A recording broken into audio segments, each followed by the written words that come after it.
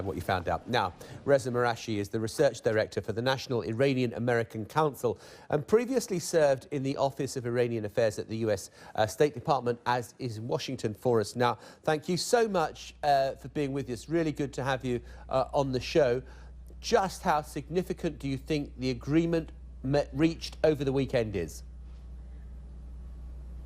I don't think you can overstate the importance and the historicness, if you will, of this agreement that was reached over the weekend. And to put it in perspective, juxtaposed today with where we were just a couple of months ago, when both sides were perpetually escalating the conflict towards the precipice of a military conflict that I think we'd all independently seek to avoid. You know, what a difference an Iranian president can make, but more importantly, what a difference leaders can make when they're willing to take the political risks that are necessary for peace. That's why we are where we are today. There's still a lot of hard work left to be done in the next 6 months ahead of us, but again, you really can't overstate the importance of what's happened. Yeah, I just want to read something you said, which was I was in Geneva for the earlier talks, but one didn't have to be there to see the obvious. More progress has been made over the past 3 months than in the past 3 decades combined. Why? How? I think the stars have more or less aligned. And what do I mean by that? It goes beyond the appetite of the Iranian people, the American people, and citizens in Europe wanting to find a peaceful solution. One could argue that they've wanted to find a peaceful solution longer than their political leaders have.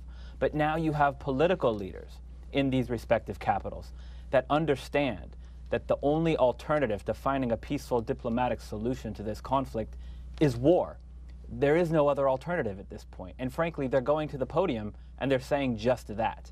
So when you don't have any alternative except the worst possible alternative, it really sharpens your focus and increases your willingness to take those risks for peace that I was talking about before. Are there pitfalls still ahead that we should be concerned about? Absolutely. Diplomacy is quite literally a minefield that political leaders are going to have to walk through in an attempt to get to a better end state and a better future. The pitfalls are numerous. You know, the Israelis and the Saudis are none too keen on this new reinvigorated diplomacy between Iran and the world. And there's also hardliners in Washington, in Tehran, in Tel Aviv, and other places around the world that are opposed to peaceful solutions to the crisis because they thrive in isolation and they thrive through a perpetual escalation of the conflict.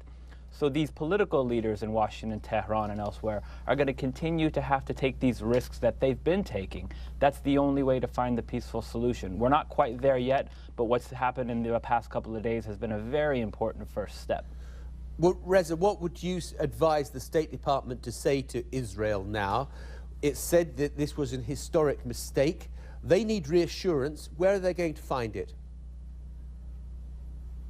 I think that the State Department should continue to say exactly what they've been saying to the Israelis, really for the past 4+ years since the Obama administration has come into office. You've had current and former Israeli officials come out and say that the amount of support that the Obama administration has shown politically and militarily to the Israeli government has quite literally been unprecedented. So while friends are naturally going to have disagreements, not over tactics but over strategy, the Israelis understand better than anyone that countries are going to put their interests ahead of their friends' interests when their interests don't overlap. That doesn't mean that you leave your friends out to dry at the end of the day and you turn your back on them, but it does mean that you have to continue the process of dialogue with one another to make sure that the peaceful solutions to the crisis can be found and nobody gets left behind and nobody's attempting to sabotage something that could help a friend out over the long run. Okay, Reza Marashi, so good to talk to you. Thank you very much indeed for taking the time to be with us here on the BBC. Grateful. Thank you.